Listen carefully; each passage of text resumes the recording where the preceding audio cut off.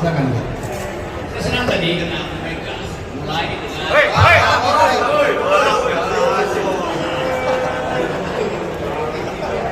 ada hal yang unik tadi bahwa Anda pasti menunggu Ibu Megawati mengucapkan pidato politik atau visi politik. Beliau menganggap ada yang lebih penting itu soal kemanusiaan, soal lingkungan, soal persahabatan. Jadi saya menikmati kemampuan Ibu Mega untuk mengambil isu yang betul-betul menjadi isu milenial. Beliau mulai dengan program global politics, soal Venezuela, soal hak untuk mempertahankan kemerdekaan, soal melarangnya satu negara dikuasa ambil alih, mencaplok dari sebuah negara juga. Itu mengingatkan bahwa kita Indonesia dari awal punya dalil yang sama, yaitu hak setiap negara untuk merawat dirinya sendiri, hak untuk menghargai tetangga, dan tidak boleh ada permusuhan yang didasarkan pada kebencian. Jadi Ibu Mega paham tentang global politics. Yang kedua, ada isu yang betul-betul tajam sekali, itu soal climate change, soal climate strike, soal keinginan negeri ini untuk menjadi kelompok perlindungan lingkungan. Dan itu sangat relevan. Nah, Megawati sendiri berangkat dengan hikmah sebagai seorang yang mengalami secara serius problem kerusakan lingkungan. Dia bertemu dengan Franciscus bercakap-cakap. Itu artinya Ibu Mega mendalami isu lingkungan, melebihi pengetahuan teknis yang ada di teks. Jadi kita lihat bagaimana Megawati merayakan lingkungan itu dalam upaya mengingatkan kepada anak muda bahwa merusak lingkungan itu artinya merusak peradaban. Jadi dua hal sebenarnya tadi, satu global politics, yang kedua adalah environmental ethics, dan yang terakhir yang paling penting adalah pentingnya human solidarity, persahabatan antar manusia. Dan itu diundangkan sebagai tugas dari negara. Jadi Anda setelah dan mereka yang oleh dunia yang tiba-tiba orang yang kok Megawati nggak ngomong politik, padahal di dalam tiga isu itu maka di dalamnya kepentingan publik kita, kepentingan politik anak muda. Jadi sekali lagi saya senang bahwa Ibu Mega akhirnya tahu bahwa ada tiga isu utama yang harus dilawan oleh negeri Semarang, yaitu mengasyurkan peradaban dunia yang tanpa kekerasan. Yang kedua, merawat bumi sebagai ibu pertiwi sekaligus ibu bumi. Dan yang ketiga, menghasilkan solidaritas antar manusia. Jadi itu poin dasarnya, dan saya tangkap bahwa Ibu Mega gembira adalah acara dengan itu banyak. Jadi dia bahwa batin beliau itu bersih, dia lega ucapkan sesuatu yang tahan-tahan oleh publik. Akhirnya Mega menguasai. Saya Megawati mengerti tentang keadaan, saya paham tentang politik, tapi politik itu urusan Tuhan, ada urusan yang lebih penting, yaitu tertib dunia internasional yang dikotori oleh Donald Trump Amerika karena arogansinya, tertib alam yang dikotori oleh kapitalisme yang rakus dan kehendak untuk menghasilkan kembali solidaritas manusia. Itu inti dari kuliah Megawati tadi di acara pembukaan Rakernas dan Hari Ulang Tahun PDIP. Jadi saya kira karena diundang oleh Ibu Mega untuk mendengarkan hal yang betul-betul murni, tulus dan berani. Cukup ya? Terima kasih Bu Rogi ya. Yes. Karena Bu Rogi juga harus langsung jalan. Terima kasih Bu sudah datang. Silakan yuk.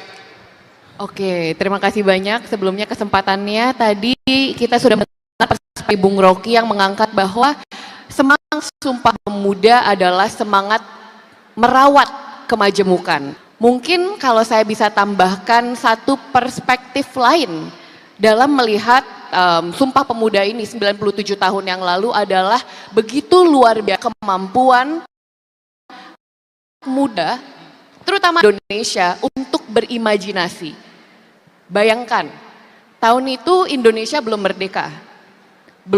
Indonesia bahkan it has not taken shape yet. Kita masih terpecah belah daerah, suku, hidup dengan jalan masing-masing. Tetapi seperti yang tadi sudah dibicarakan, pemuda bisa membayangkan secara sangat jelas sebenarnya apa yang menjadikan landasan dan apa yang membuat suatu negara menjadi utuh dan menjadi Indonesia yang sekarang. Yang ingin saya sampaikan adalah never ever underestimate the power of our imagination and our idealism as youth. Karena semua perubahan yang pernah terjadi di dunia, yang pernah terjadi di Indonesia, semua dimulai dari keinginan dan kegelisahan anak muda untuk membuat perubahan, berangkat dari imajinasi yang akhirnya bergerak menjadi sebuah perubahan dan aksi yang nyata. Wah, powerful banget message-nya. Tepuk tangan buat Bung Boy Ayu Saraswati. Imajinasi, keywordnya. Jadi pada saat itu dengan belum punya bayangan sebenarnya ini negara apa, kemudian masa depannya akan seperti apa.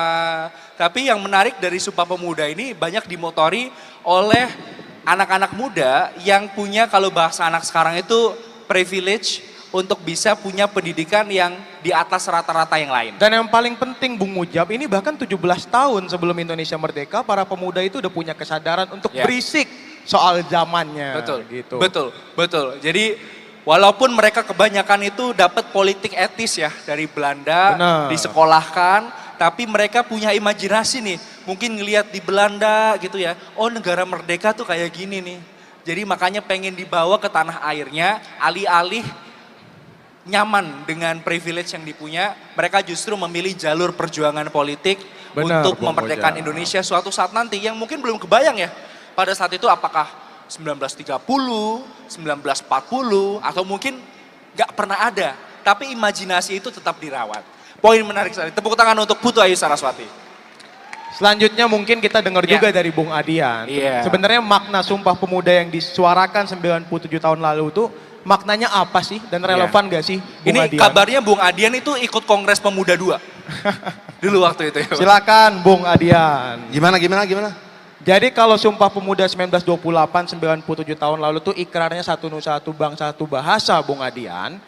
Kira-kira 97 tahun berselang hari ini, hal-hal itu masih penting gak sih buat anak muda itu jadikan concern? Penting gak sih buat kita rawat? Relate gak sih dengan kebutuhan zaman hari ini gitu? Relate apa enggak satu nusa, satu bangsa, dan satu bahasa itu? Ya, dengan situasi hari ini? Betul Bung.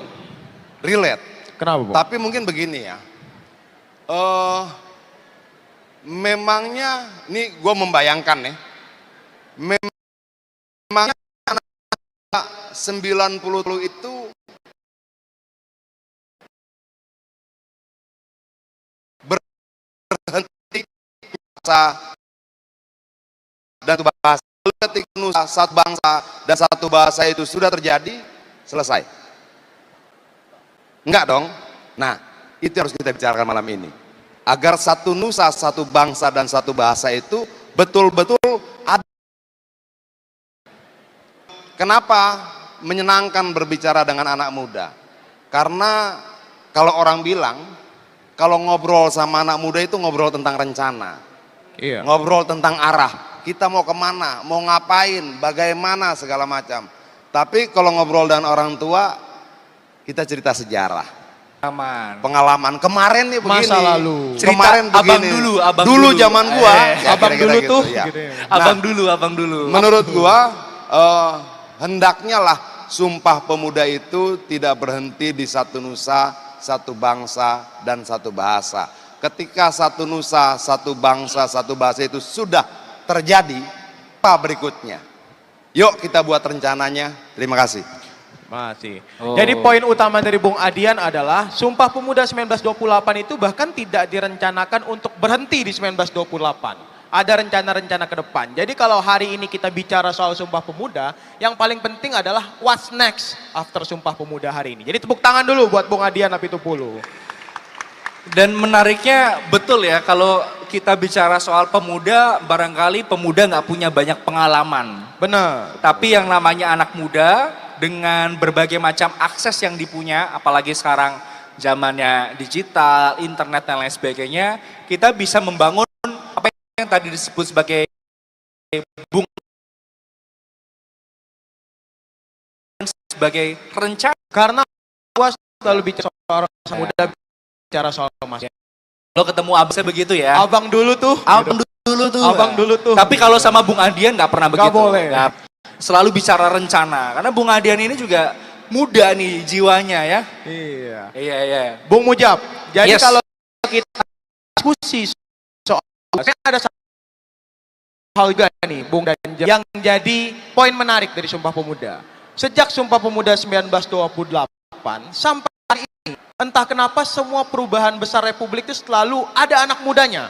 Entah diinisiasi anak muda atau dimotori anak-anak muda. Dan banyak orang bilang ini semua pun bisa terjadi karena keberisikan anak-anak Yes. muda gitu. Jadi anak-anak muda ini itu anak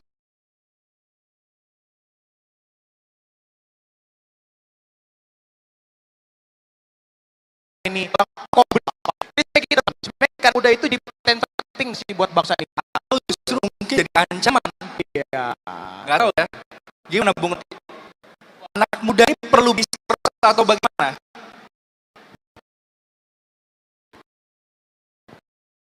Anak muda yang mana? Anak muda di sini apa? Yang jelas di sini banyak anak muda. Kayaknya udah nggak dibawa lagi deh. Kebon Siri sekarang kantornya. Tugas anak muda hari ini adalah bertanding dengan artificial intelligence. Artinya otak mesti bagus. Yang di sini pasti itu. Anak muda yang ada di Solo, kerjaan dia adalah membagi-bagi skincare. Coba tanya pada artificial intelligence, apakah anak muda Solo itu memerlukan skincare? Artificial intelligence berdasarkan algoritma akan bertanya, dia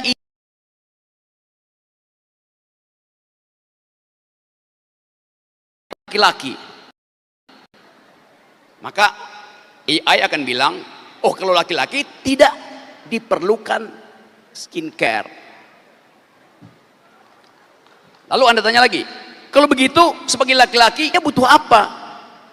AI akan jawab, dia butuh brain care. Brain care, iya. Untuk ngobati otak, bukan untuk bikin mulus kulit. Itu jawaban singkatnya. Lagi-lagi Bung Mujab. Kita selalu speechless sama agresivitasnya Ngeri-ngeri Bung sedap Rocky bro. Gerung. Iya.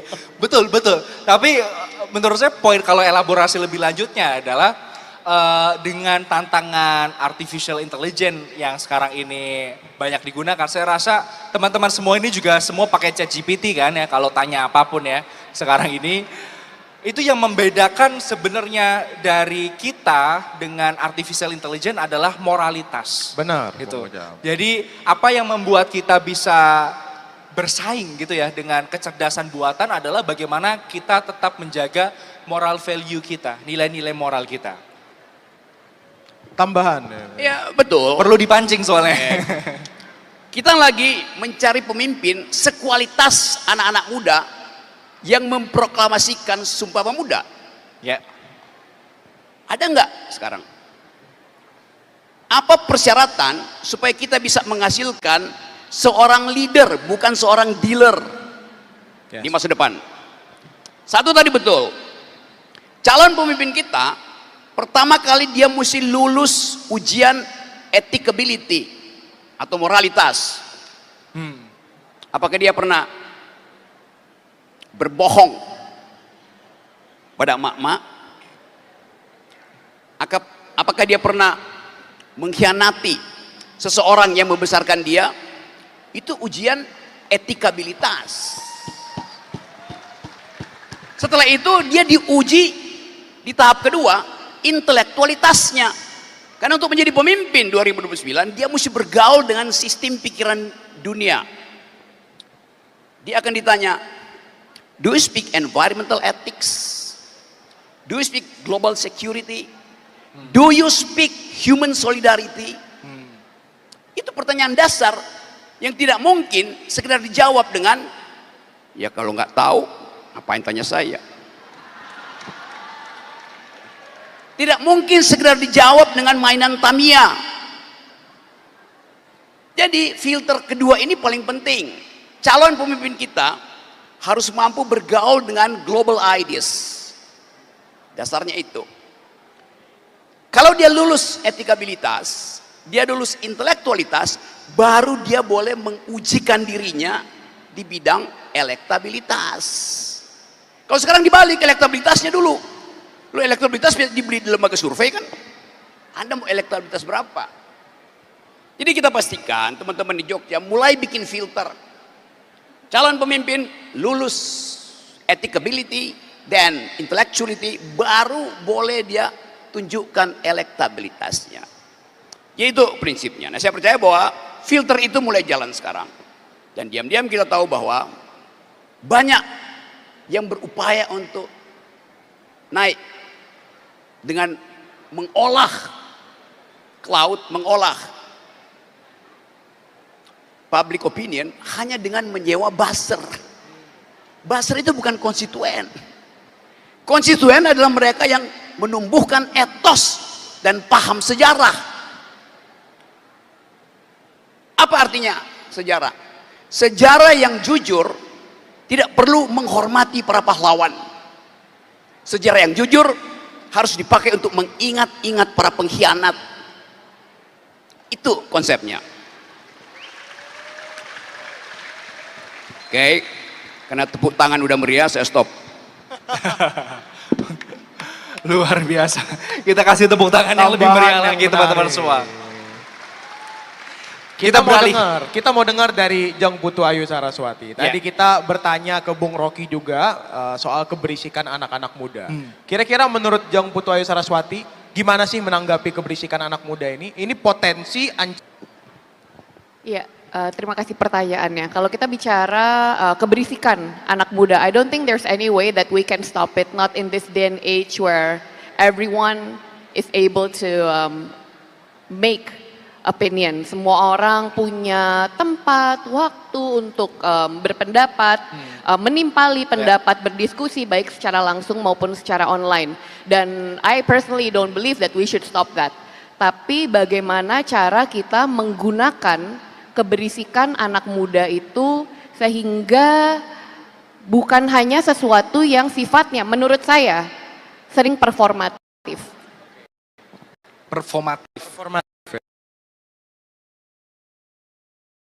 Digital di mana everything goes viral just like this in social media. Mungkin dulu kita masih bisa mengerti, oh algoritma menginginkan ini, but now in an algorithm is so random, any opinion can go viral. Semua bisa jadi hype, semua bisa jadi tren, semua jadi FYP.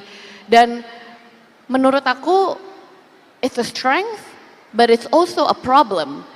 Karena seperti mungkin teman-teman di sini sering banget ngelihat kasus-kasus yang viral di akun-akun media sosial, di TikTok, di other social media.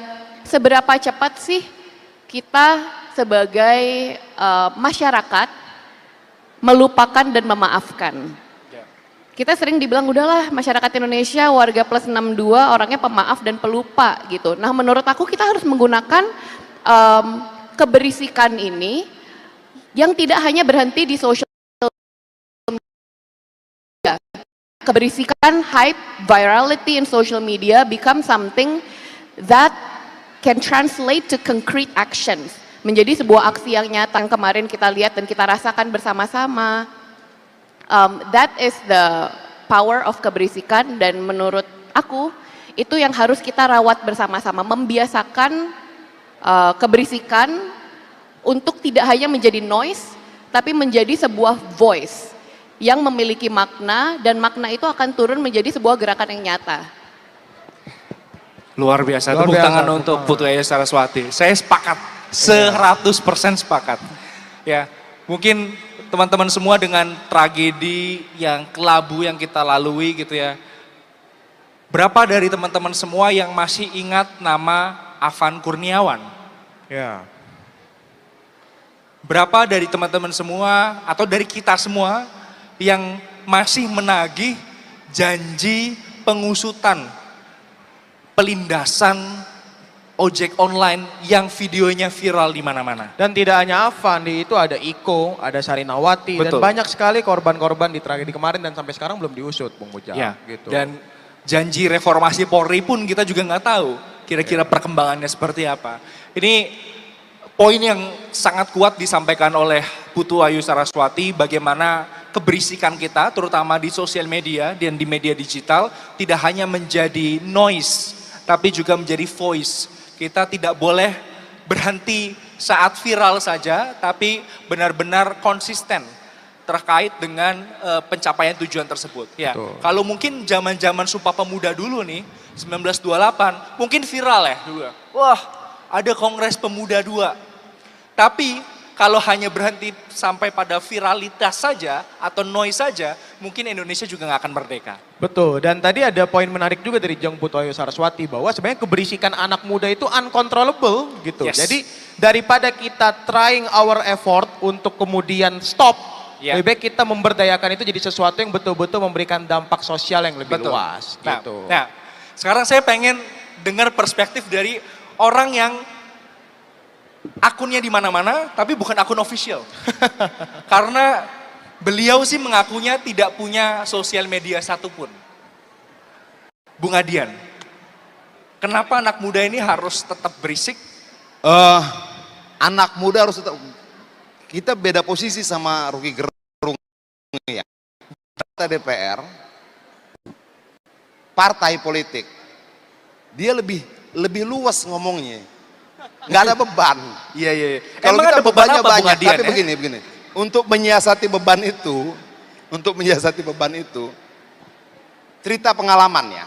Boleh. Mengalihkan pembicaraan. Ya, bukan ngalihkan pembicaraan tentang berisik zaman gua. Iya. Oke, Bung.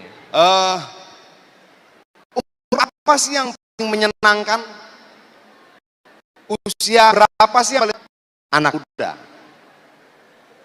Usia anak muda itu sepertinya ada kesepakatan bersama, kita bisa memaklumi kalau dia salah. Jadi kalau misalnya kemudian anak muda salah, terus kita marahin, pasti ada yang ngomong tuh, udah masih muda, kira-kira begitu. Jadi itu usia yang sangat nyaman. Nah menurut gua, manfaatkan usia ini. Kenapa? Ini usia dimana kita, zaman gua dulu ya, mau nyoba semuanya. Kita menjadi anak muda pemarah, kita menjadi anak muda yang tidak sabaran, kita anak muda yang menjadi pembangkang setiap hari, membangkang tentang apa saja. Apalagi kalau mahasiswa di sini. Apa problem terbesar gua ketika gua kuliah dulu? Gua kuliah di Fakultas Hukum. Setiap hari kita diajarkan tentang keadilan, tentang nilai-nilai baik, salah, benar dan sebagainya. Ketika buku kita tutup, kita keluar dari gedung kuliah, kita nggak nemukan itu di mana-mana. Betul, kita nggak temukan itu, dan itu membuat kita marah, kita nyari, kita mencari jawaban. Oke, dulu sudah ada Sumpah Pemuda, satu nusa, satu bangsa, satu bahasa, lalu Indonesianya sudah jadi. Kenapa begini? Nah, zaman gue dulu kita nyari jawaban itu. Ada yang bilang yang salah si A, yang salah si B, yang salah si C. Kita coba si A, si C, segala macam, sampai kemudian kita sampai pada kesimpulan, oh nggak bisa, rezimnya harus ditumbangkan. Lalu kemudian orang tanya, kalau salah bagaimana? Kalau benar bagaimana?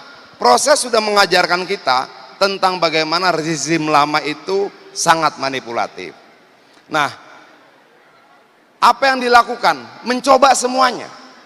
Orang bilang, dulu kita dari Forum Kota ya, Forkot itu dulu salah satu organisasi mahasiswa yang dibilang garis paling keras lah. Tidak ada aksi tanpa bentrokan, tidak ada aksi tanpa bakar-bakaran, kira-kira seperti itu. Nah, tapi ketika kemudian itu dilakukan, lalu negara kasih pilihan apa?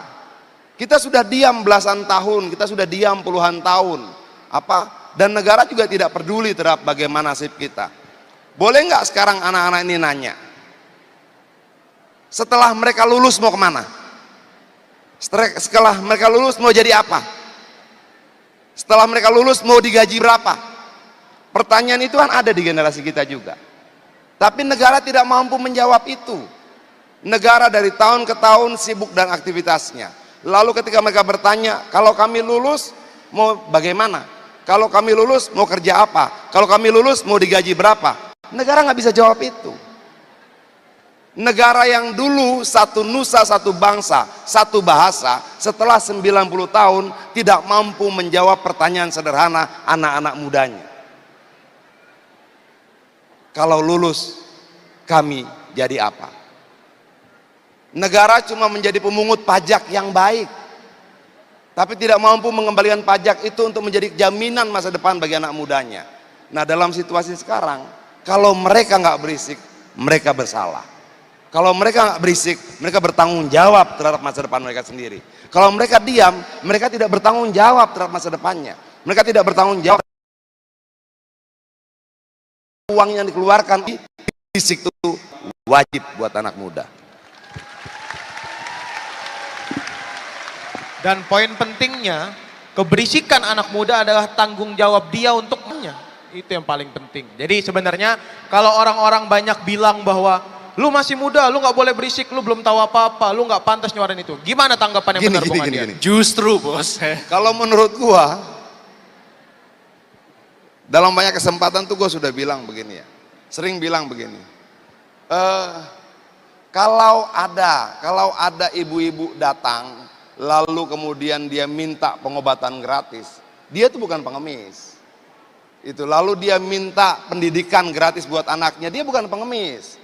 Lalu dia minta rumahnya diperbaiki, dia bukan pengemis.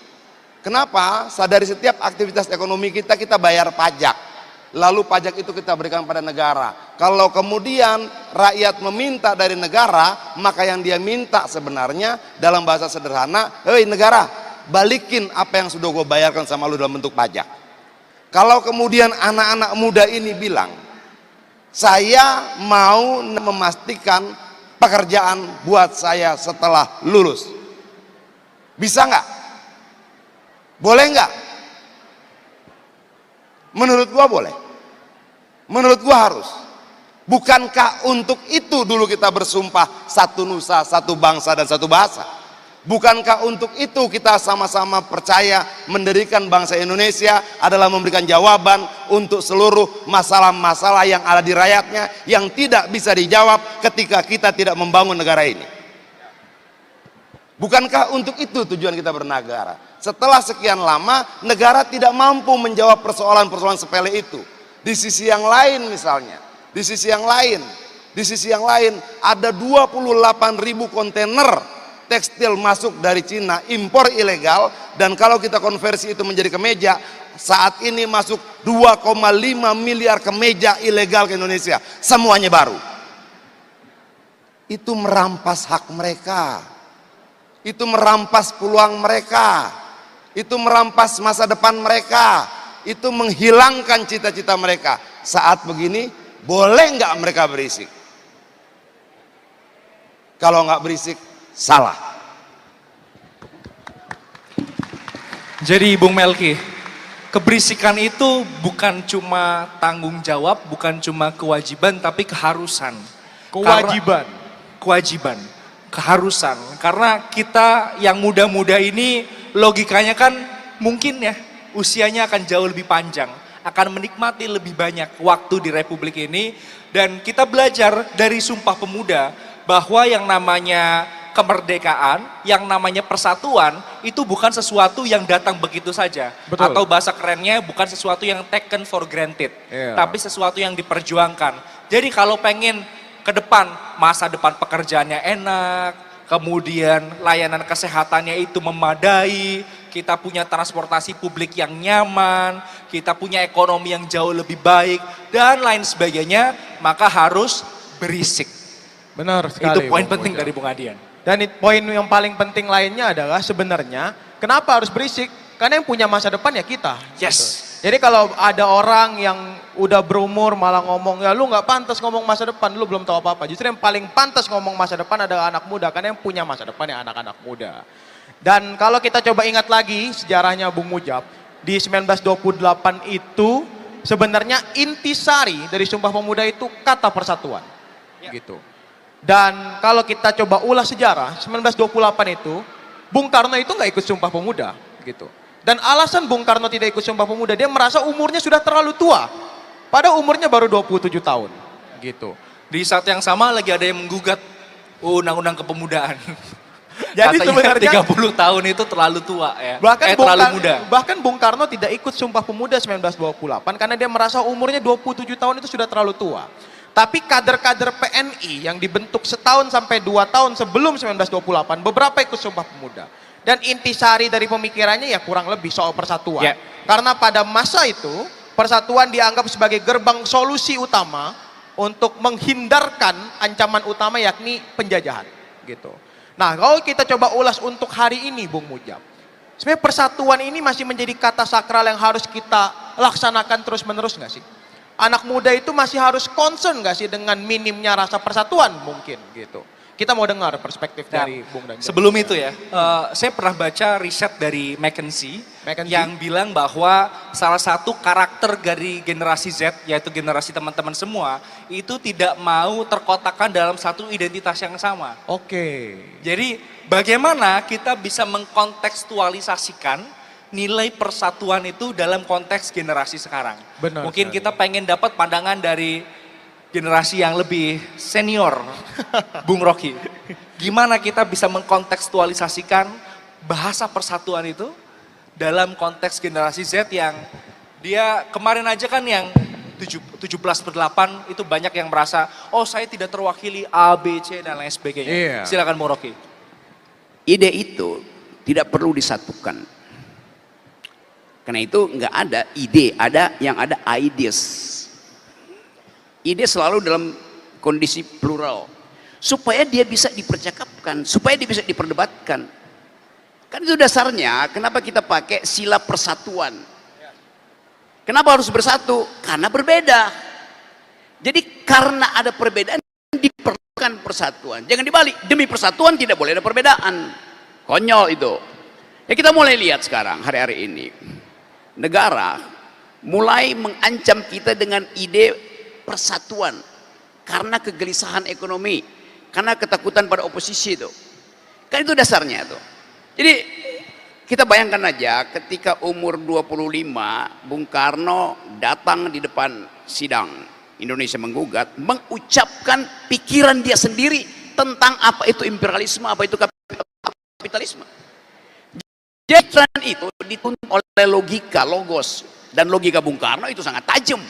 Kita nggak perlu cari artificial intelligence untuk ikut pola berpikir Bung Karno. Coba saya contoh ya. Satu waktu di hari TNI pada waktu mungkin tahun-tahun 62-63 di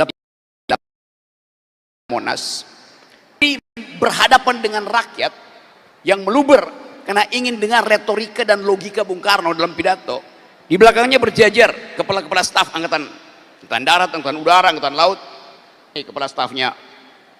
Bung Karno bilang begini, kalian para jenderal, semua angkatan, kalian adalah peralatannya negara. Alat negara. Kalian adalah alat negara. Negara itu alatnya rakyat. Jadi kalian itu adalah alatnya alat. Anda bayangkan logikanya tuh. Silogismenya runtut. Jadi kita belajar logika hanya dengan baca di bawah bendera revolusi. Anda dapat banyak logika di situ. Anda juga dapat retorika di situ. Retorika itu yang dipamerkan oleh Bung Karno ketika sidang Indonesia Menggugat. Dia ucapkan di luar kepala hubungan antara imperialisme dan kapitalisme. Hubungan antara kemiskinan rakyat dan penjajahan tuh. Jadi kita dapat sekaligus retoriknya kita dapat, logikanya kita dapat. Tapi Bung Karno tidak berhenti di situ. Logikanya bisa bagus, tapi tanpa etos logika itu lumpuh. Apa yang membuat logika itu bergerak? Etos namanya. Dan sekarang kita kehilangan dua hal itu. Logos dan etos nol di negeri ini. Nggak ada orang yang mau berdebat berbasis pada argumentasi. Yang adalah berbasis pada sentimen. Itu kerjaan Buster begitu. Anda mau berdebat dengan siapa hari-hari ini coba? Kosong. Anda mau dengar retorika siapa hari-hari ini? Talk show. Gak ada gunanya ikutin talk show kecuali hari ini. Jadi teman-teman, kita pastikan bahwa anak muda itu harus menghidupkan dua fasilitas yang disediakan oleh sejarah kita. Satu adalah logos, cara berpikir. Pemimpin kita yang mendirikan negeri ini, founding parents kita, jangan bilang founding fathers, karena di situ ada 5 perempuan. Founding parents kita atau founding person kita, pendiri republik kita, ada orang yang mau bertengkar, berpikir, berisik, uji argumentasi. Kalau sekarang nggak ada ujian itu, Anda dibully, Anda salah ngomong, Anda dibully. Padahal Anda salah ngomong untuk memancing orang yang benar siapa. Jadi kita kehilangan kemampuan argumentatif tuh. Pemimpin kita bertengkar untuk menghasilkan konstitusi. Mereka dapat basis pertengkaran ketika dimunculkan satu ide. Negara mau disusun dengan cara apa? Mau dibikin republik? Kalau republik, republik Islam. Kalau mau jadi kerajaan, sultan-sultan. Kalau mau jadi negara agama, apa dasarnya? Itu namanya perdebatan intelektual. Dan mereka semua orang yang berpikir, bahkan tanpa ijazah.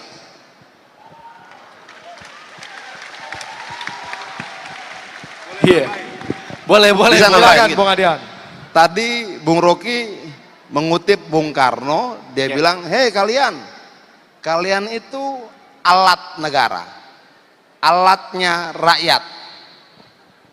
Itulah kira-kira bagaimana the founding fathers kita menempatkan lembaga-lembaga negara. Dan itu dikuatkan oleh pernyataan Hatta. Dia bilang, hendaklah pemerintah tidak menjadi penguasa bagi rakyatnya, tetapi menjadi pengurus bagi rakyatnya. Bekerja buat rakyatnya. Tidak mengatur, membabi buta, sewenang-wenang, tapi bekerja buat rakyatnya. Dua founding fathers kita ini punya konsep yang sama.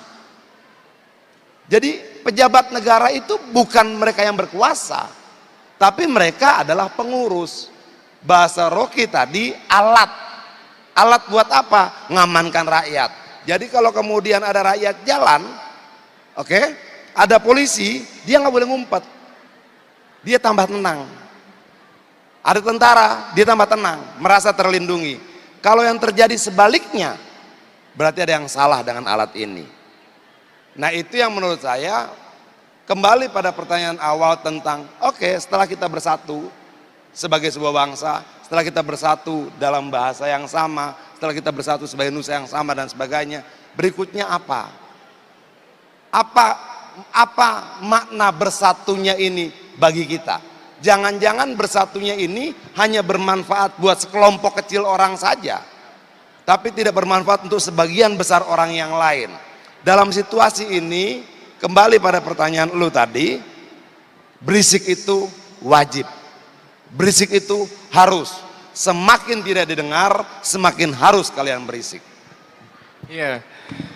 Jadi pemerintah itu adalah alatnya negara.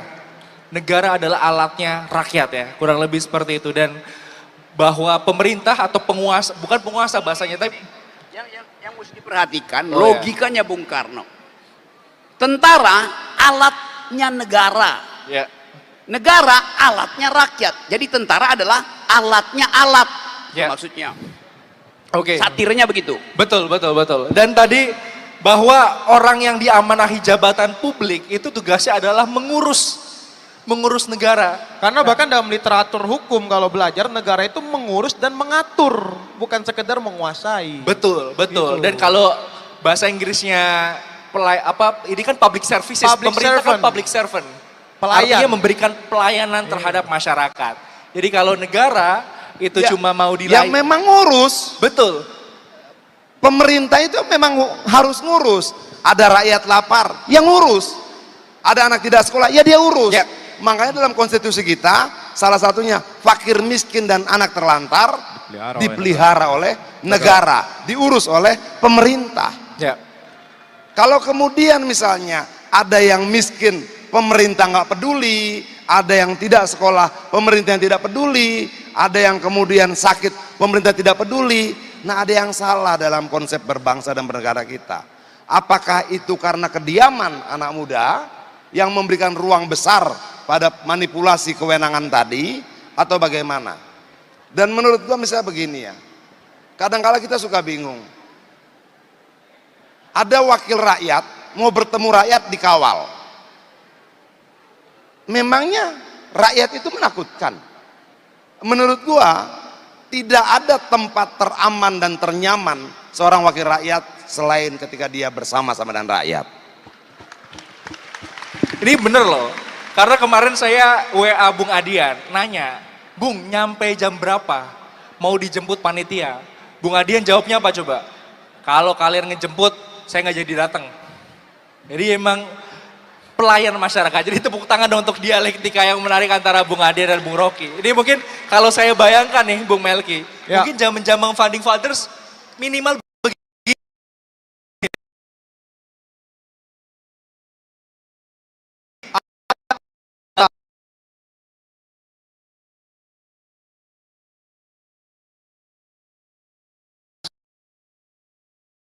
Ada kalau Ya. untung tahu banget. Ralat.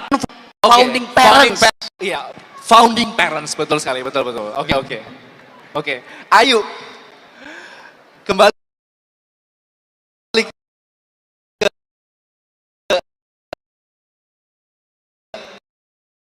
tadi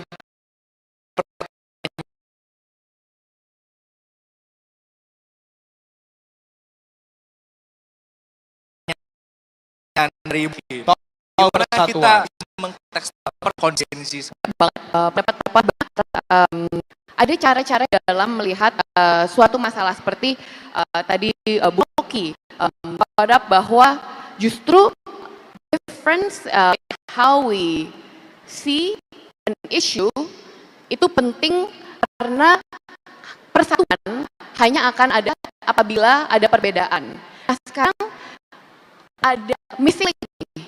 Mungkin saya bisa bantu mengisi sedikit bagaimana cara menyatukan yang tadinya berbeda, baik kita di sini sebagai rakyat satu sama lain memiliki perbedaan suku, bahasa, agama, maupun bagaimana rakyat dengan pemerintah melihat satu isu tetapi in a very different perspective. Menurut saya kata kuncinya adalah satu, yaitu empati.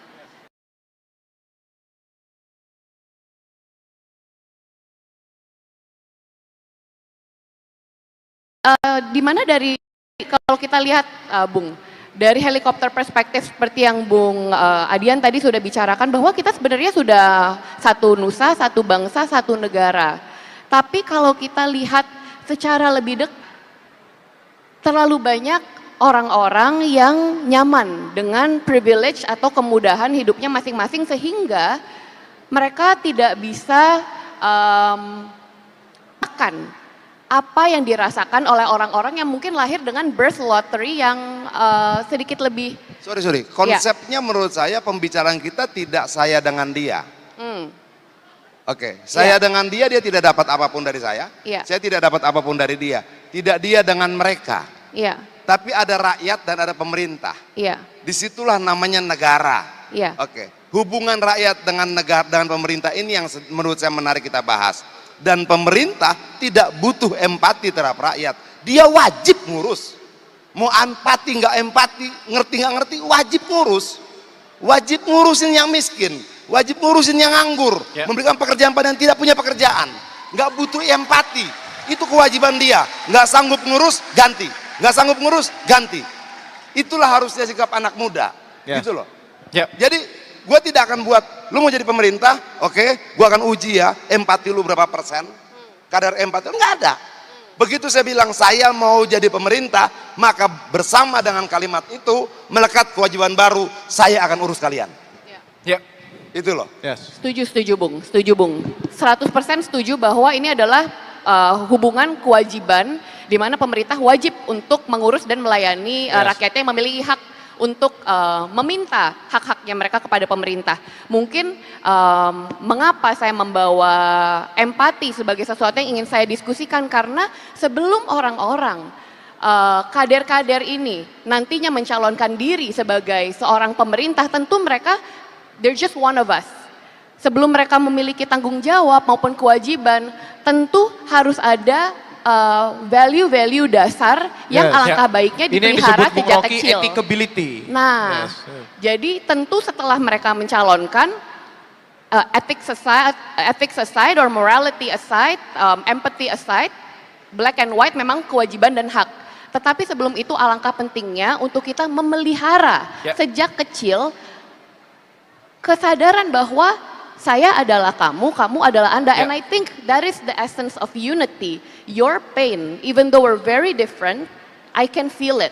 And I want to do something about it. And I think that core, kalau dipelihara, akan menjadikan kader-kader pemerintah yang lebih baik lagi apabila mereka diberikan kewajiban dan tanggung jawab kepada rakyat.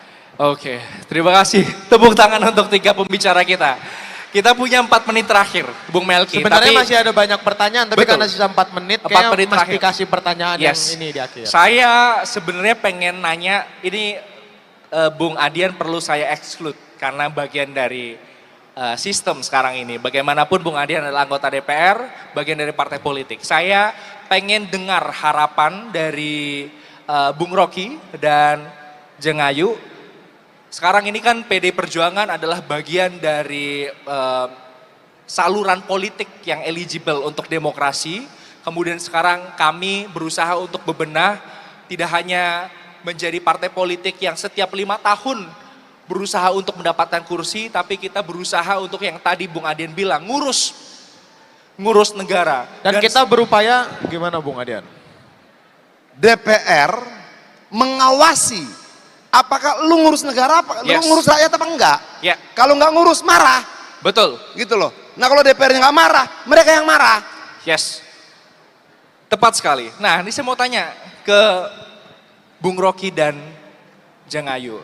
Apa harapan dari masing-masing untuk, terutama untuk PD Perjuangan dan orang-orang atau pihak-pihak yang menjadi saluran resmi bagi masyarakat dalam berdemokrasi, supaya kondisi demokrasi kita bisa jauh lebih baik lagi. Dan yang paling penting Bung Mujab sebenarnya, karena hari ini PDI Perjuangan sedang berusaha agar menjadikan anak muda ini tidak sekedar tokenism, tidak sekedar simbol gitu. Kita ingin bagaimana anak muda punya ruang partisipasi bermakna yang aktif di dalam saluran-saluran politik. Tidak selesai pada gaya, karena biasanya kalau jelang pemilu gayanya anak muda. Iya, jangan sampai cuma 5 tahun sekali yang nyalon-nyalon pakai jaket jeans, pakai celana ini, sneakers gitu. Bung Rocky. Ya, saya pelajari historical event yang dialami dan dilalui oleh PDIP Perjuangan. Sebagai saluran politik, dari awal partai ini dibasiskan pada kehendak sejarah.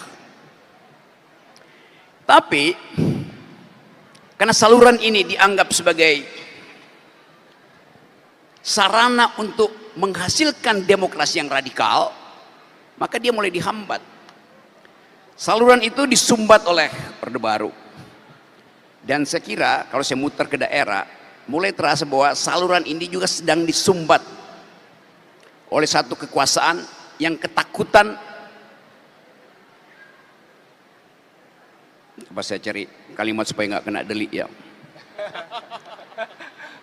Soalnya live ini nggak bisa disensor nih. Yes, live. Itu ada tulisan di situ. Yang merah berani, muda beraksi. Berani itu lambang dari banteng. Merah berani.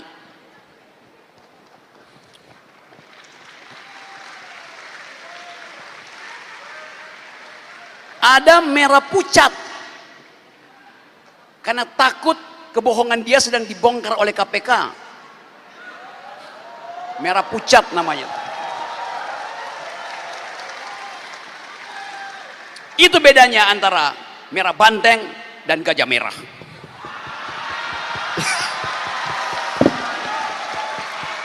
Aduh, Ayu silakan yuk, gimana harapannya nih? Banyak ya kalau kita bicara harapan sebagai anak muda, saya yakin mungkin saya nggak bisa menyuarakan apa yang teman-teman ingin suarakan satu persatu di sini, tapi mungkin yang bisa dan ingin saya highlight adalah, dan saya apresiasi tadi sudah ditayangkan video di mana dalam perayaan Sumpah Pemuda kita anak-anak muda diberikan panggung untuk menyuarakan isu-isu yang extremely diverse. From one end to the other, ada yang tadi saya dengar bicara mengenai bahkan sampah elektronik, ada yang bicara mengenai inclusivity about women in politics, menurut saya teruslah berikan panggung dan channel yang tidak disumbat untuk anak-anak muda menyuarakan concern yang memang dekat dengan hati mereka. Kadang-kadang saat kita mau bicara mengenai isu, sometimes we ask ourselves, is this relevant enough? Apakah isu ini cukup relatable? Apakah saat saya bicara mengenai isu ini nanti engagementnya tinggi?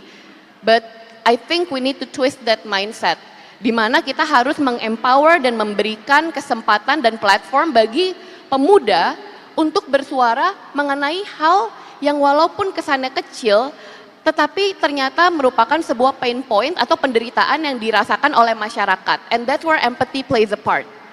Even though our pain is different, untuk tujuan kita sebagai negara yang setara, yang masyarakatnya sejahtera dan dipelihara oleh pemerintah, we have to give each voice and each pain a platform to ask for help, dan mungkin melalui PDI bisa memberikan bantuan langsung kepada masyarakat yang membutuhkannya.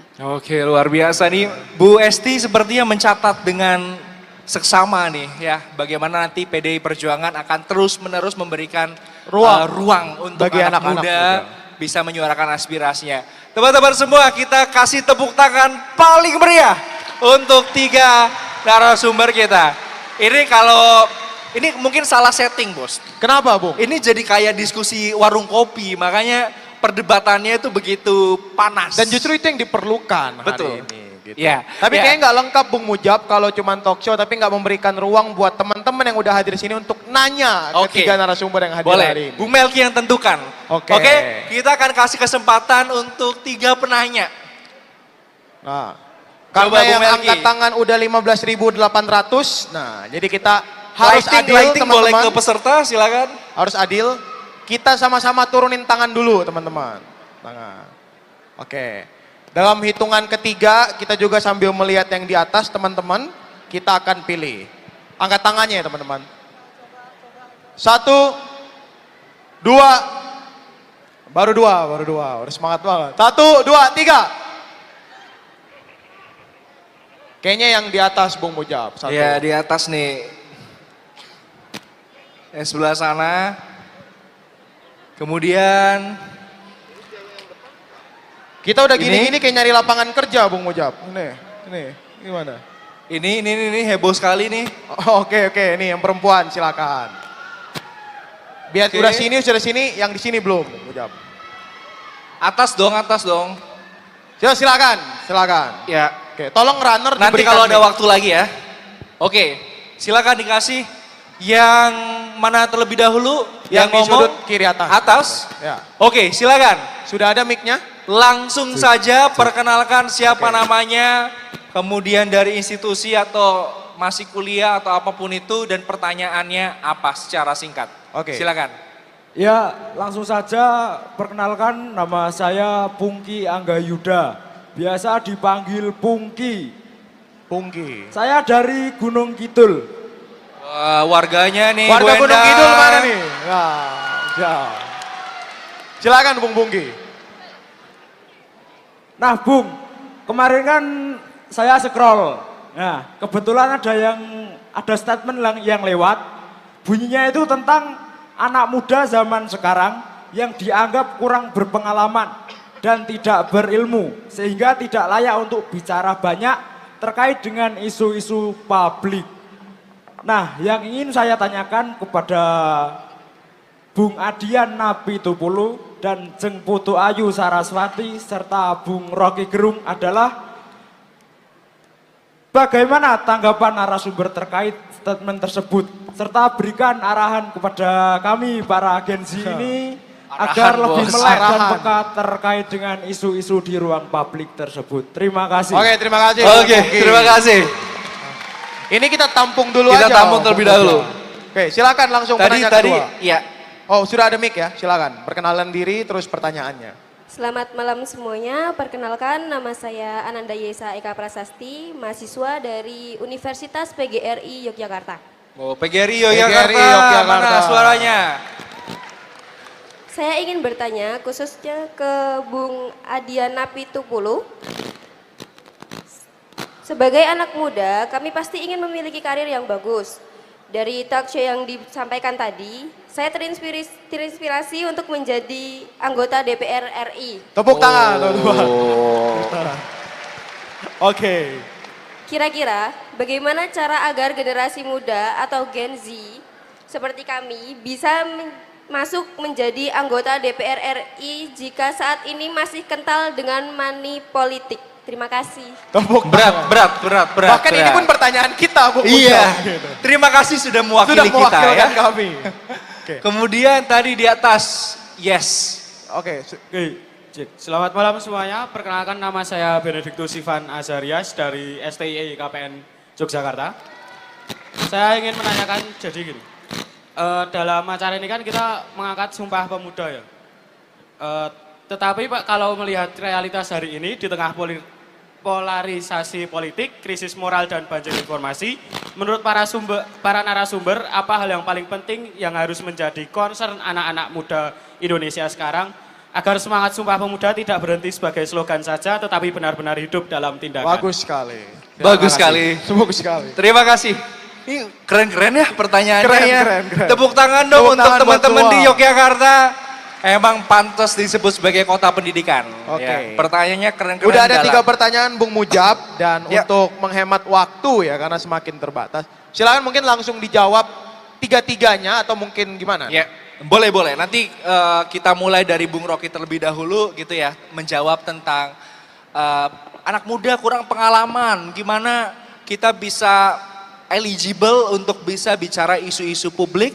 Kemudian tadi saya menarik sekali pertanyaan tentang bagaimana Sumpah Pemuda ini bisa menjawab polarisasi, kemudian dan permasalahan-permasalahan horizontal yang Dan terjadi biar sekarang. Sumpah Pemuda nggak sekedar jadi slogan katanya Yes. gitu. Bung Rocky, silakan. Emang kalau nggak punya pengalaman, nggak ada masalah. Yang penting punya otak.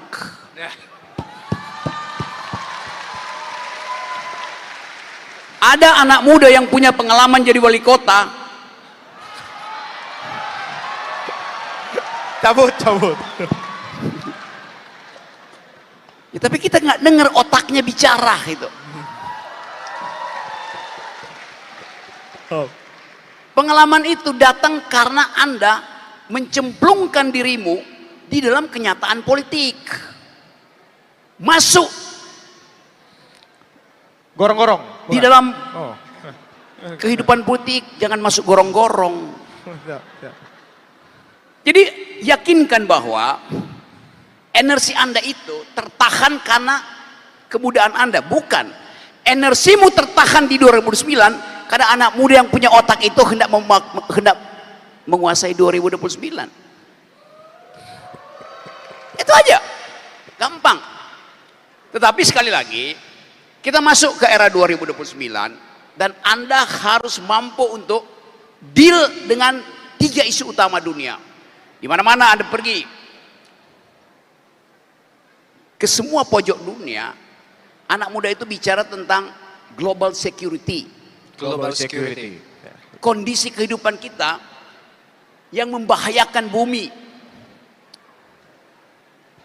Coba kita hitung, mampu nggak perdamaian yang diajukan sebagai salah satu tesis dari Undang-Undang Dasar, Indonesia harus ikut di dalam upaya perdamaian dunia.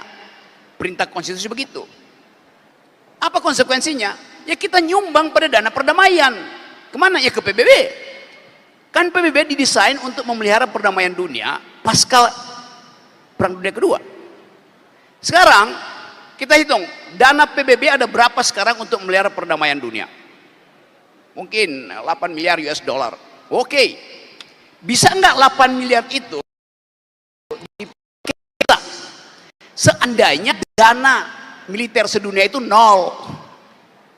Tetapi sebaliknya kalau kita pelajari statistik, dana perdamaian PBB itu cuma 8 miliar US dollar. Dana militer sedunia hari ini 1000 kali lipat dari dana perdamaian. Maka secara logis pasti terjadi perang. Si vis pacem problem. Siapa yang ingin damai siap untuk perang. Indonesia ada juga dalam dilema itu. Mau ngapain kita? Kita menginginkan ada perdamaian, tapi anggaran militer kita naik terus. Kita naikin anggaran militer, Malaysia pasti ketakutan. Naikin anggaran militer, Malaysia takut, Thailand ikut. Jadi ada persaingan anggaran kekerasan di Asia Tenggara. Padahal Asia Tenggara adalah masa depan planet, karena di situ ada energi, ada sumber daya manusia, ada potensi untuk menghidupkan kemanusiaan yang adil beradab. Nah, negeri ini harus diasuh oleh mereka yang paham tentang global security. Bung Karno paham nggak? Paham Bung Karno. Bung Karno bilang begini, hutan itu bukan sekedar pohon tempat berlindung, tempat oksigen. Hutan kita adalah paru-paru dunia sekaligus apotik dunia. Tetapi bagi Bung Karno, kalau hutan itu ditebang, bukan sekedar paru-parunya hilang, bukan sekedar obat-obatannya hilang, pertahanan semesta kita juga hilang. Kenapa? Hutan itu tempat gerilya. Jadi bayangin, Bung Karno sudah memikirkan fungsi hutan itu, bahkan disebut pertama sebagai fungsi pertahanan. Itu dasarnya. Jadi kalau kita merawat hutan, itu kita merawat apotik dunia dan merawat perdamaian dunia. Logikanya di situ. Jadi Anda mesti paham global security, sekaligus tadi etika lingkungan, dan paham human solidarity itu. Kita berupaya untuk memaksimalkan Pancasila itu, kita ekspor sebagai nilai, tapi di dalamnya ada ketunggalan berpikir, yaitu umat manusia sekarang diasuh oleh satu prinsip, hanya satu bumi, only one earth. Earth ethics itu yang diperlukan. Jadi belajarlah tentang lingkungan supaya Anda punya peralatan untuk bertengkar dengan mereka yang sekedar mengandalkan elektabilitas tapi tanpa intelektualitas di 2009. Terima kasih. Silakan, Jeng Butuayu. Jeng Butuayu. Mau menjawab pertanyaan yang mana atau dirangkum saja mungkin? Jeng Butuayu? Boleh, coba dirangkum ya. Oke, silakan. Silakan. Tadi ada pertanyaan yang sering sekali juga kebetulan sepertinya saya masih pemuda, sering dapat feedback whenever I choose to speak up about certain issues. Loh, emang pengalamannya apa? Loh, emang umur segini tahu apa? But for me, sesimpel kita sebagai pemuda, kita itu sandwiched di antara sistem yang nggak selalu ideal dan terkadang bobrok, ada kekurangannya, that is done in the past, sandwich juga oleh konsekuensi masa depan yang harus kita jalani dari sistem yang bukan kita yang buat. If it's not a good enough reason, you have the right to speak up, I don't know what is. Precisely karena kita yang bahkan kita yang sekarang merasakan dan menderita konsekuensi dari takwa yang tidak ideal, kita berisik. Karena saat kita melestarikan ketidakadilan. Jadi itu number one. Pertanyaan yang penting juga adalah, kalau memang benar, mungkin pengalaman pemuda kurang, atau mungkin kita nggak punya educational, theoretical background untuk memberikan atau bersuara secara lantang mengenai isu-isu yang kita nggak betul-betul pahami, jawabannya belajar seperti yang Bung Rocky keep on mentioning again and again and again, substance matters. Kita sebagai pemuda, kita punya privilege untuk hidup di era di mana akses untuk mendapatkan pengetahuan dan informasi semudah menggerakkan jari-jari kita. Utilize that untuk mengisi diri sehingga kita menjadi orang yang lebih cakap, dan saat kita bisa berisik, keberisikan ini bermakna dan membawa perubahan yang nyata. Tentu selain mengisi diri dengan teori-teori dan ilmu-ilmu, untuk prakteknya sendiri, as I mentioned again and again and again, empathy always plays a part. Thank you. Terima kasih Luar banyak. biasa. Tepuk tangan untuk jawaban dari Jong Burayu. At least ya. Bung Adian lebih itu. 3 pertanyaan khusus nih. Dan yang saya sama Melki akan catat juga nih. Gimana caranya untuk bisa jadi anggota DPR? Di tengah situasi yang Ya. brutal. Mungkin kalau bisa saya bilang nih, ini pertanyaan yang mewakili banyak sekali anak muda yang tertarik ke politik tapi nggak tahu titik mulanya itu apa. Dan yang jadi skeptis sama kondisi Yes. gitu. Silakan Bung Adian. Gue nanya jawab yang di ujung sana dulu ya. Ya, pengalaman. Tentang pengalaman. Kalau menurut gue kalau mau memimpin negara ini bos, yang terpenting pertama adalah niat baik, berpikir baik dan bertindak baik.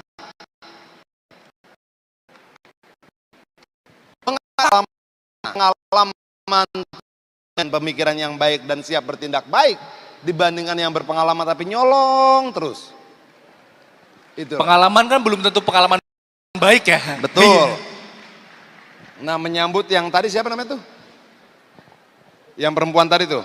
Iya. Ya. Ini keren nih. Ini jadi bingung gua jelasinnya gimana.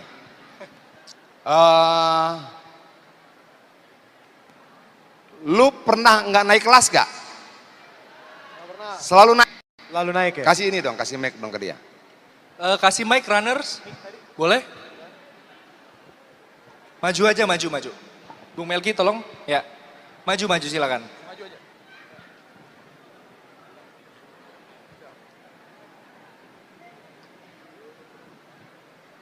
Ya, gua tanya ya.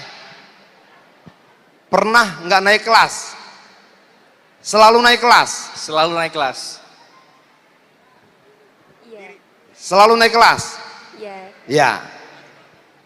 Adian pernah tidak naik kelas. Pernah dikeluarkan dari SMA? Tidak pernah. Saya 4 kali dikeluarkan dari SMA. Oke. Sekarang semester berapa? Masih maba. Oh masih maba. Iya. Oke. Saya tidak lulus kuliah 17 tahun. Pernah ditangkap polisi? Tidak pernah. Saya ditangkap polisi umur 16 tahun. Itu pertama kali. Ya, Pertama kali. ya. Silakan duduk.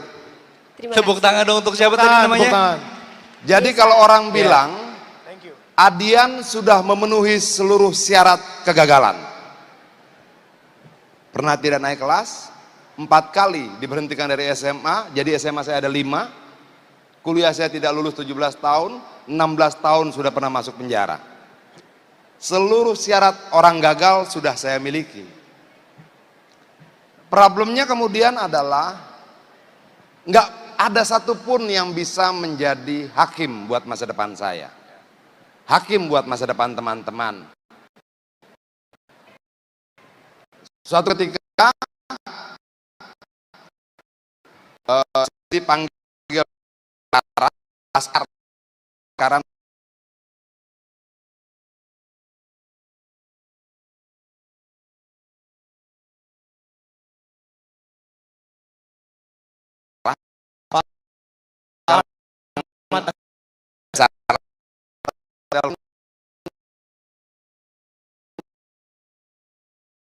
cok lima lagi ketua bilang mau berapa 2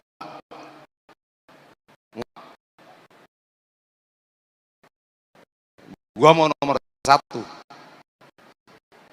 nggak bisa karena macam kabupaten. Kalau gua mau nyalek, pertama potong rambut, kedua ganti, ketiga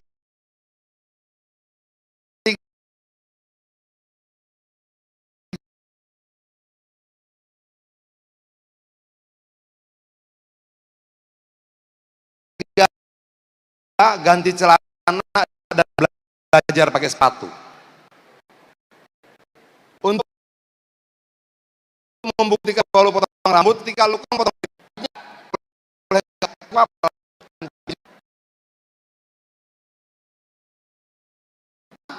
Karena dulu pakai sepitan terus kemana-mana. Kalau gue nyalek, ketika gue nyalek, gue itu, ampun, berat banget. Kalau salah satu, ada yang tambang batu bara, ada yang punya kebun ini, ada yang segala macam, banyak. Lalu pikir kelebihan gua apa? Kelebihan gua dengan mereka. Kalau mereka bekerja, mereka punya kebun, mereka punya tambang, mereka tidak punya waktu banyak untuk berkeliling di dapil. Sementara saya, waktu itu sempat ke tambang, banyak berhenti, saya punya waktu 1 kali 24 jam di dapil. Kalau mereka Senin, Selasa, Rabu, Kamis. Paling turun ke dapilnya Jumat, Sabtu, Minggu. Kalau saya dari Senin sampai Senin punya waktu. Saya anggapan saya. Oke. Dan itu saya lakukan. Pertemuan saya 2014 itu sampai 420 kali pertemuan. Berapa biaya per pertemuan? 500.000 sampai 1 juta rupiah. Rakyat mau. Buat apa? Buat beli kopi, buat beli goreng pisang, buat beli segala macam. Yang penting kita datang jujur. Ibu, saya nggak uang. Jujur saja. Saya nggak perlu uang.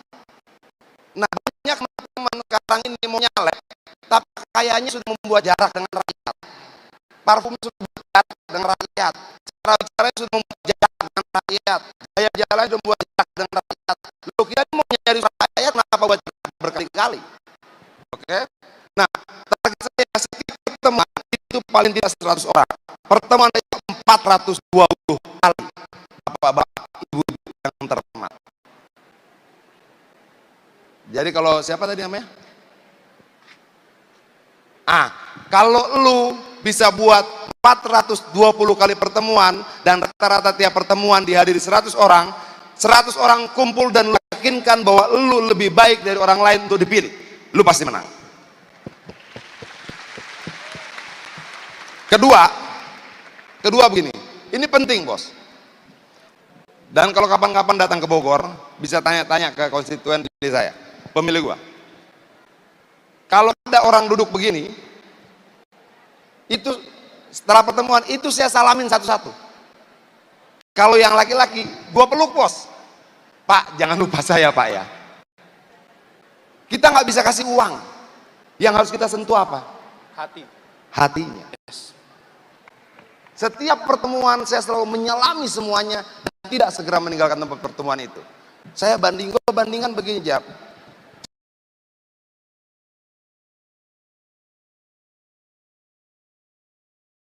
1,5 jam menyalami dan ngomong satu persatu. Sanggup nggak nyalamin 42.000 orang?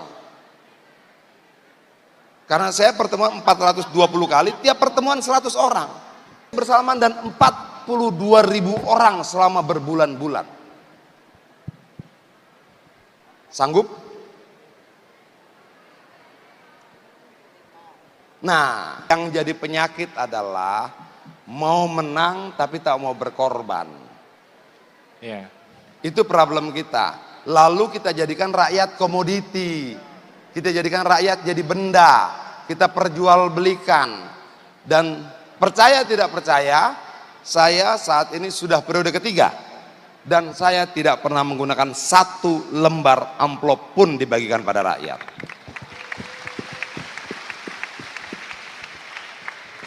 Sampai hari ini. Yang harus kita lakukan apa? Gampang. Prinsipnya sederhana. Kalau lu berpihak pada rakyat, maka rakyat pasti berpihak sama lu. Terima kasih. Tepuk tangan untuk Bung Adian. Kata-kata yang sangat powerful. Kalau lu berpihak sama rakyat, rakyat pasti berpihak ya, sama dan lu. Yang disampaikan oleh Bung Adian ini sebenarnya bukan dongeng. Karena waktu pilkada kemarin ya, walaupun kalah ya, saya dapat kesempatan dari PDI Perjuangan untuk maju tanpa harus membayar sepeser pun uang. Jadi memberikan ruang yang sebesar-besarnya buat anak muda di politik. Jadi tepuk tangan dong untuk PDI Perjuangan yang memberikan kesempatan. Bung Melki, tulisannya sudah closing statement moderator. Si bangsa ke depan gitu. Ya. Dia punya energi, dia punya imajinasi, dia punya keresahan, dan yang paling penting dia punya masa depan.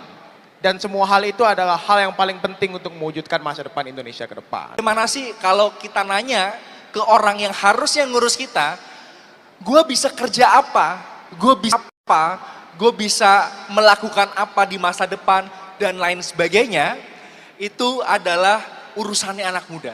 Untuk bisa membangun imajinasi tersebut, kalaupun sekarang tidak tersedia itu, maka teruslah berisik. Karena yang namanya masa depan tidak hadir dengan sendirinya, karena yang namanya masa depan adalah sesuatu yang harus diperjuangkan kita bersama. Dan Sumpah Pemuda mengajarkan ke kita semua bahwa butuh waktu 17 tahun dari 1928 untuk akhirnya imajinasi kemerdekaan itu berhasil dicapai oleh Indonesia. Dan ketika di 1928, 1945, 1998, kemudian kita bicara mungkin 2019 dan lain sebagainya, di mana anak muda menjadi motor perubahan, maka kalau teman-teman semua baca quotes-quotes Bung Karno di samping-samping ini, ya, Bung Karno selalu bilang bahwa 1 orang tua, 1000 orang tua dapat mencabut semeru dari akarnya. Mencabut semeru dari akarnya. Ini jadi lupa nih gue. Kemudian 10 anak muda itu bisa mengguncang dunia. Dan saya yakin ya kalau nyari 10 dapatlah dari teman-teman semua nih. Dan yang paling penting sebenarnya tadi itu kita menyingkap fakta Bung Mujab. Bahwa sebenarnya 1928 di usia 27 tahun. Bung Karno itu tidak ikut Sumpah Pemuda. Tapi ada nilai-nilai yang sama yang diikrarkan Sumpah Pemuda dengan apa yang selalu Bung Karno sampaikan. Bung Karno pernah pidato. Hai anak muda, jika ditanya berapa jumlahmu, jawab jumlahmu hanya 1. Dia menekankan pentingnya persatuan. Tapi yang paling penting dari 3 narasumber tadi adalah persatuan itu udah diukir Bung Mujab dari 1928. Sudah 97 tahun yang lalu. Yang paling penting adalah bagaimana mengisi persatuan itu dengan keberisikan anak muda ke depan. Anak muda ya wajib berisik. Tanggung jawab pada masa depannya adalah berisik. Jadi kalau hari ini ada dari teman-teman yang selalu diceramain sama orang-orang yang lebih tua, kalian nggak pantas bicara karena nggak punya pengalaman, sampaikan pada mereka, kami pantas bicara karena kami yang punya masa depan. Betul sekali. Dan tadi Bung Karno tidak ikut Sumpah Pemuda. Message-nya penting sekali tuh. Bagaimana generasi sebelumnya memberikan ruang bagi generasi muda untuk menuangkan imajinasinya, untuk berekspresi, untuk berkreasi, dan untuk berisik dan mengklaim masa depan mereka. Jadi terima kasih banyak, kita berikan salam hormat untuk para narasumber kita. Dan sekali lagi tepuk tangan untuk 3 narasumber hari ini. Bung Boleh Rocky, Bung kita berdiri Adrian, ke depan dan Jang kemudian foto bersama dengan para audiens. Ya.